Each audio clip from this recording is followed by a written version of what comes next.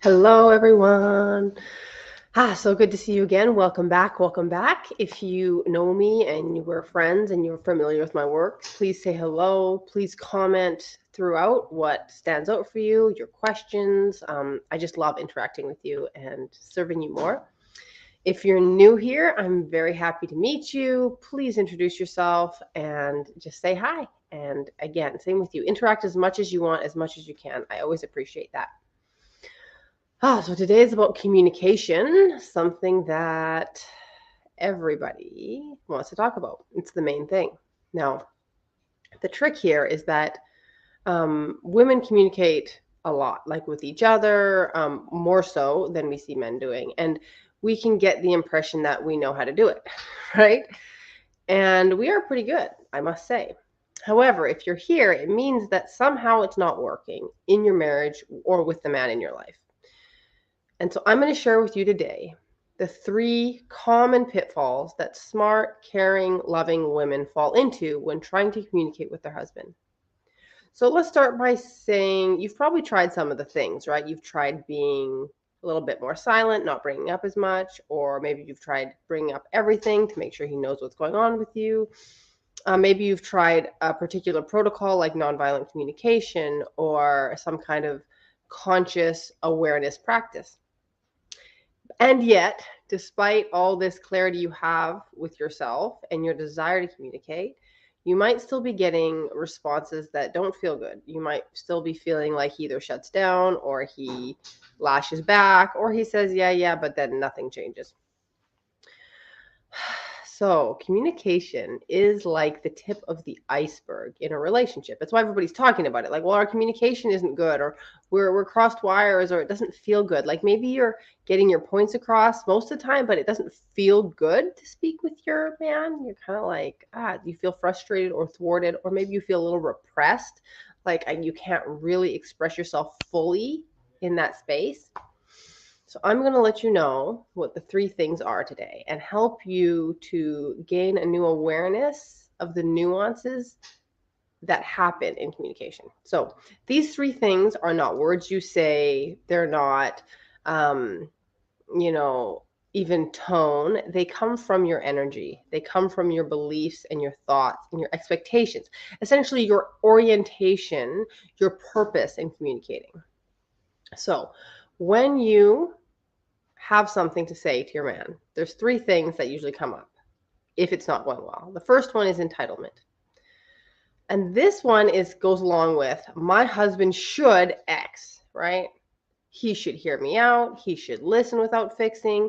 He should be responsive to what I say. He should do what I say. If I ask nicely, why is he not doing the things, right? This is entitlement. This is the idea that there are entitlements I have in this relationship and my husband is not doing them. This might not come across as like princess behavior, or when we think of entitlement, we think of this woman who's just like doesn't have any responsibility or maturity and she's just expecting the world to revolve around her. That's not the kind of entitlement I mean. That one is pretty easy to spot. I'm talking about these memes in our culture, a man should do this for a woman, it should be easy, a good man will do XYZ. And it's not that they're all wrong, right?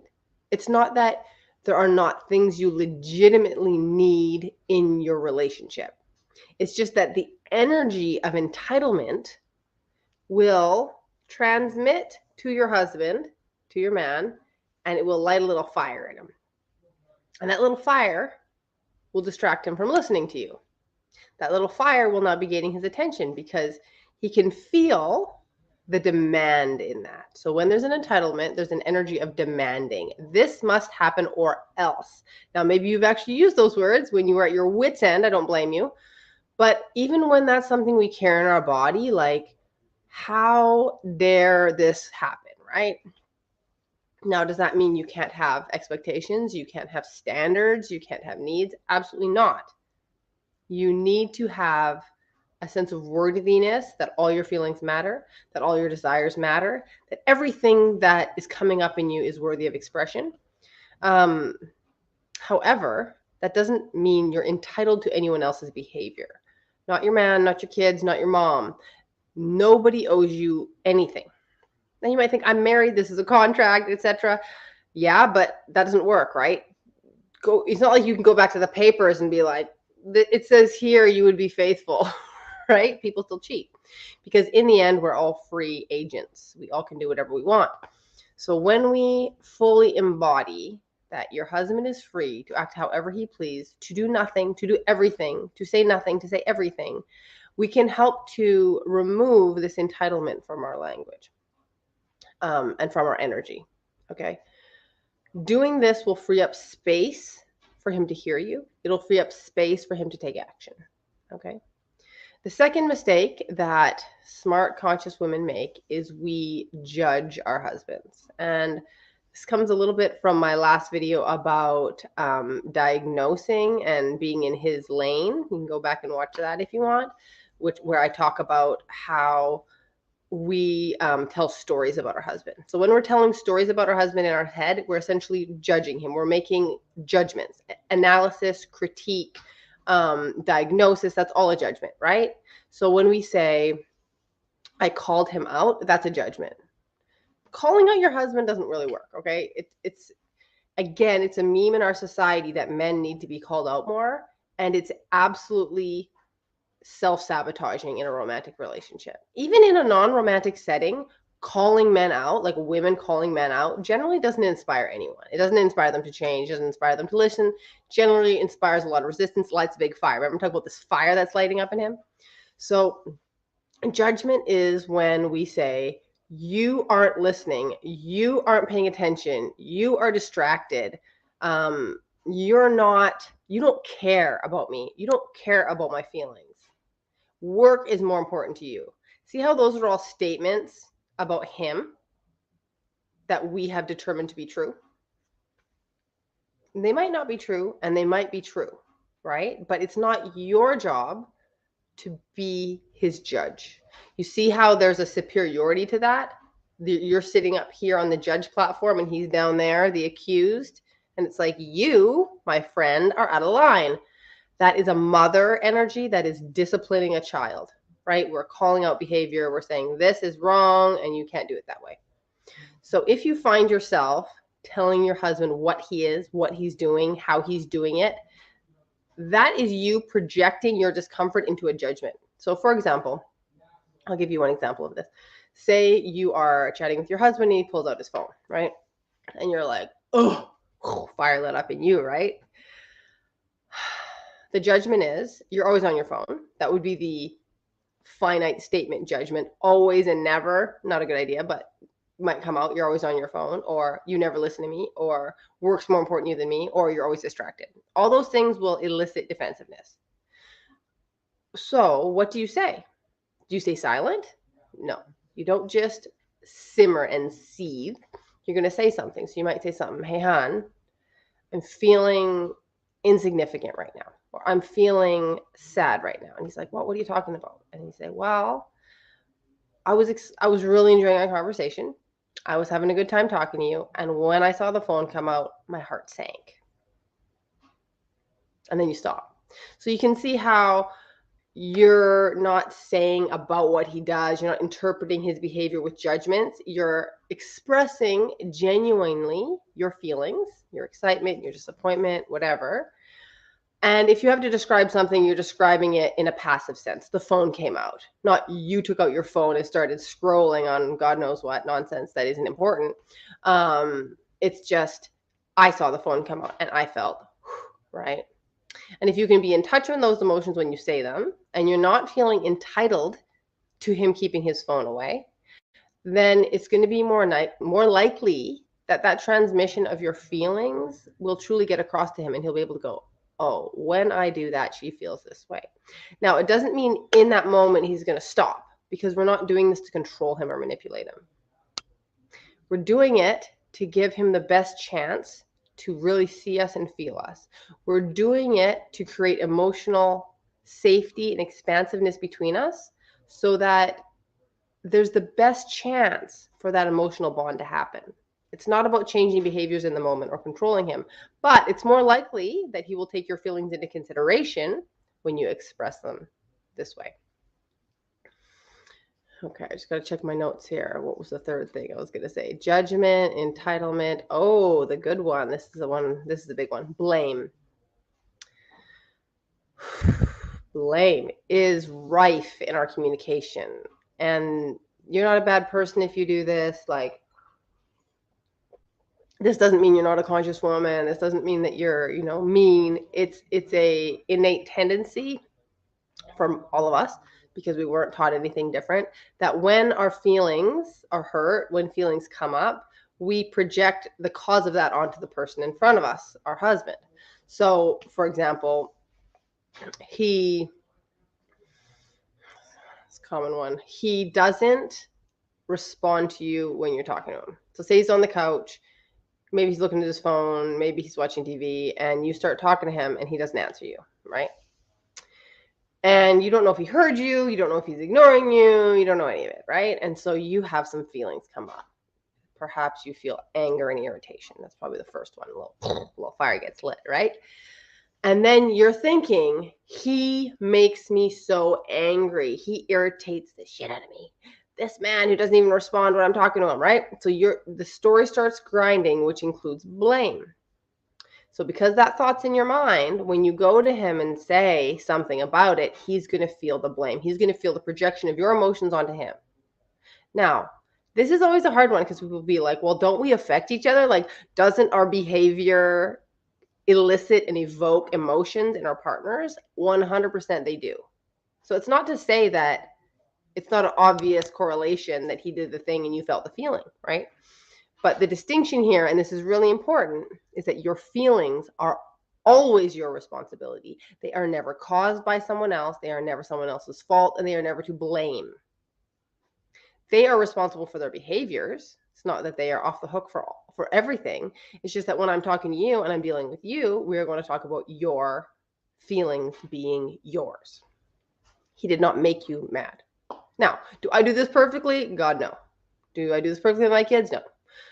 This is a advanced leading edge of effective, beautiful chemistry making communication, because those little nuances of blame and of judgment and of entitlement, they put little blocks between us and our partner, because they hack at the emotional security, the emotional safety. Because when your partner feels blamed or judged, or he feels you're entitled to him, he's going to put up little micro barriers around his heart. And when that happens to him, you're going to feel the chill, you're going to feel the distance, you're going to put micro barriers around your heart. And then little by little, it's like accretions and layers are built around our hearts. And it's like cold roommate scenario, right?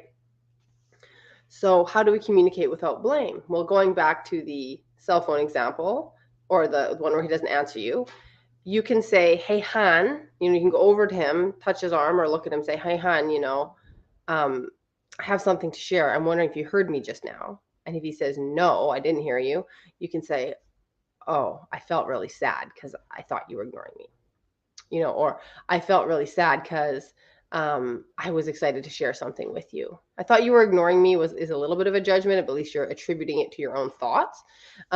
So you can just say, because I was excited to share something with you, or I really need your help right in this moment if it's something urgent.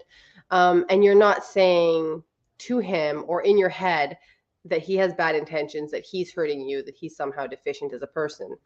All that cleaning up of your own energy, first of all, will make you much lighter. You won't be carrying all those resentful stories, but also it will make it much easier for you to communicate effectively. So let's recap here.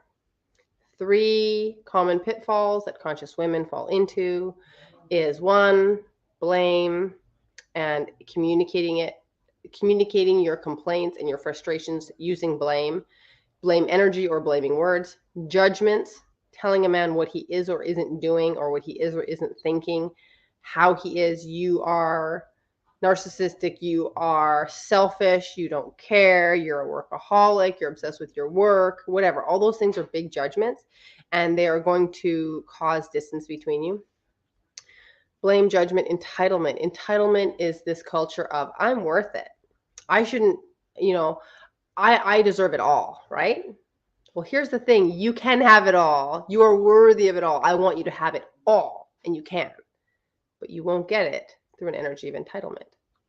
That is the little trick right there.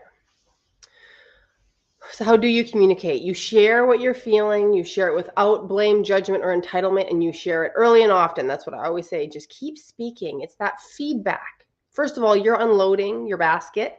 You are lightening your load by speaking and not stuffing things down here. You might feel choked up if you don't speak up enough. And then also, he's learning who you are. Now he's interacting with reality because he's actually seeing the impact that he has on his environment. Or he's actually learning who you are, what your sensitivities are, what your triggers are, what you need to feel good, right? This is an ongoing practice.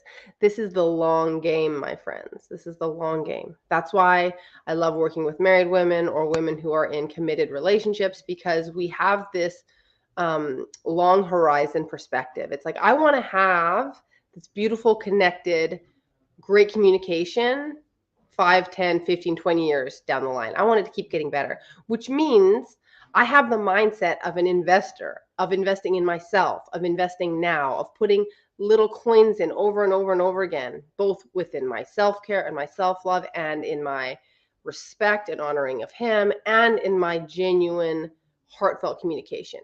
When you keep doing this and you don't do it with a short-term mindset, oh, I haven't seen the payoff today. Oh, he didn't respond how I wanted tomorrow. Oh, this stuff's never going to change. I'm not going to invest in this person. I'm going to choose someone new. You're not going to see the results, right?